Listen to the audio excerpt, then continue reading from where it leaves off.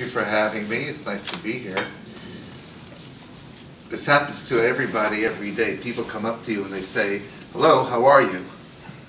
And what's the response? Okay, I'm good. I'm fine. How are you? What does that conversation mean? It means nothing. It means nothing. So when people come up to me and they say, "Paul, hello, how are you?" I say, 80% good and 20% terrible. And they say, "Oh, I'm so sorry to hear that." And I say, "Well, no, you're missing the point. 80% good! I'm way ahead of most people." The human condition basically is bad stuff. A lot of bad stuff. Just a personal issue. My wife's mother just passed on about 3 weeks ago. And I watched her suffer. She wasn't my mother, but she was almost my mother. Not everybody loves their mother-in-law.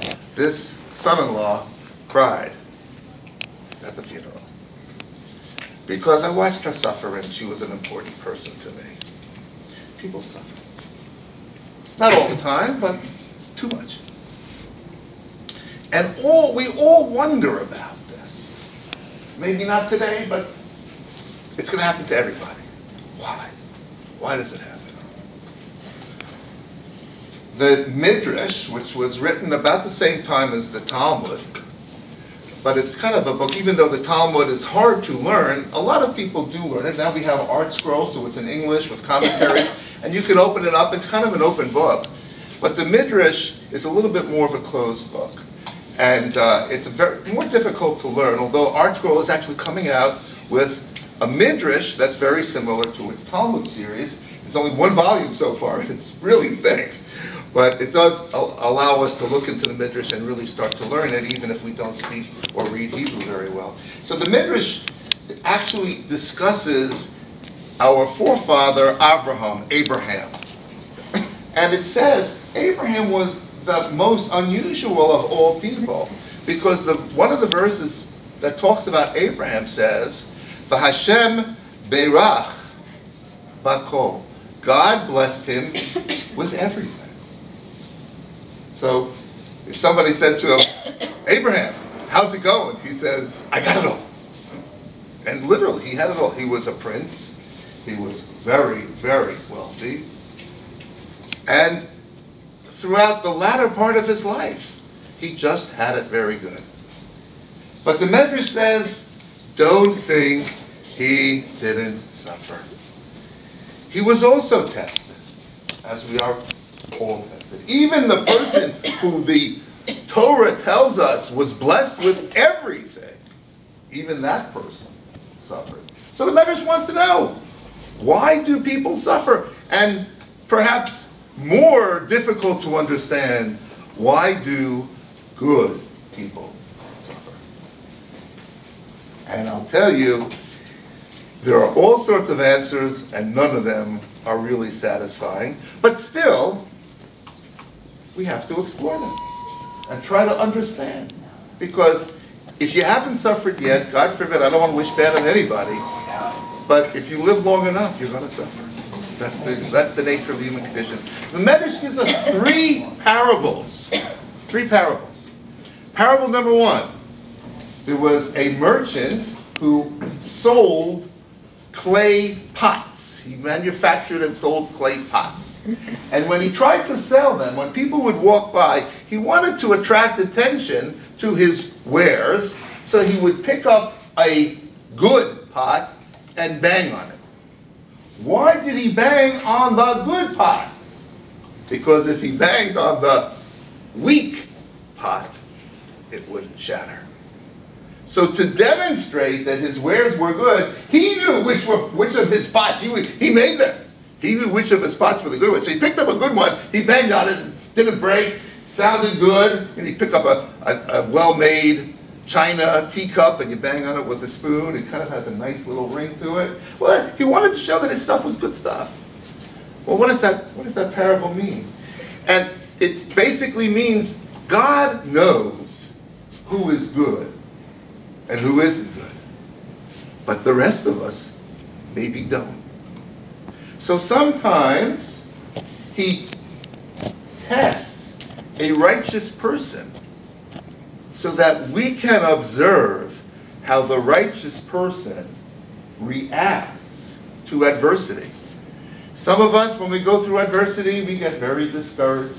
We get very angry. As a matter of fact, if you read the psychological theories of mourning, one of the stages is anger.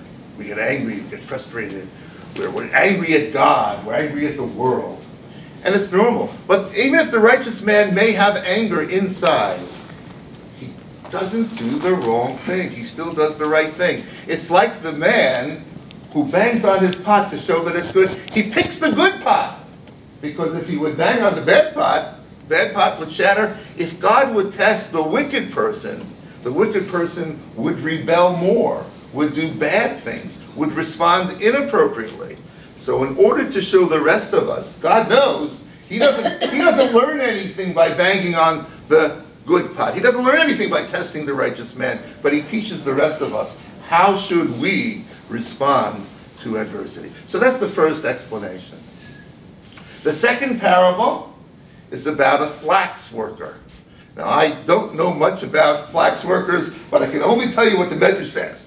The Medrash says that flax come in, like most vegetable matter, it's a plant, it has a brownish color to it, and the flax worker wants to make the flax into threads so he can spin them, and he wants them to be pliable, soft, and white. So he takes a wooden mallet and he bangs on the good flax. Why does he bang on the good flax? Because if he would bang on the weak flax, the flax would just fall apart. But if he has quality flax and he bangs on it, then the threads separate, they become softer and more pliable, and they become whiter, and he has a better product from which to make the linen threads that he makes from flax. What do we understand from that parable? Sometimes a person is righteous, but he could be better. So God would test the righteous person, and the righteous person, instead of, if he tested the bad person wouldn't become better. Maybe the bad person would become worse. Like the bad flax. If you bang on it too much, it just falls apart. You can't make it into thread. But if you test, when God tests the righteous person says, why is God testing me? I know I've done some good things in my life, but maybe I could do it better. Maybe I could give more charity. Maybe I could be kinder. Maybe I could speak more softly. Maybe I could say nicer things to other people. Maybe I could do more good deeds. So in that situation, unlike the first situation, when you bang on the pot doesn't get any better. It just shows that the pot is strong enough and what doesn't shatter. But when you bang on the flax actually improves. So sometimes God tests us knowing that we're good because he wants us to take a lesson and become better. The example that the Medrash gives is about Yosef. Yosef was a righteous man. If you remember the Bible story, he was sold by his brothers into slavery in Egypt when he was 17 years old. And upon being sold into the house of his master, he immediately showed his talent. And his master promoted him so that he actually became, even though he was a slave, he became the ruler over the household. And he was 17 years old. He was kind of a kid, younger than everybody else. And I don't think there's anybody here 17 or younger. No. And he would play with his hair and put on fancy clothes and stand in front of the mirror and comb his hair. Obviously, I don't do that. He wanted to make himself nice and pretty. And God said, he is a righteous man. And he grew up to be a very, very righteous person. He was a righteous man. But why is he playing with his hair? Why is he, standing in front of the mirror, fixing himself up and putting on nice clothes? And why is he so concerned about himself? He should be concerned about other people. Besides which, his poor father back in Canaan thinks he's dead. If you remember, the brothers dipped his clothes into the blood of an animal, and then they brought it to the father, and they said, look, your son Joseph was ripped apart by a wild animal. So his father was crying and suffering and mourning, and Joseph was kind of too involved with himself.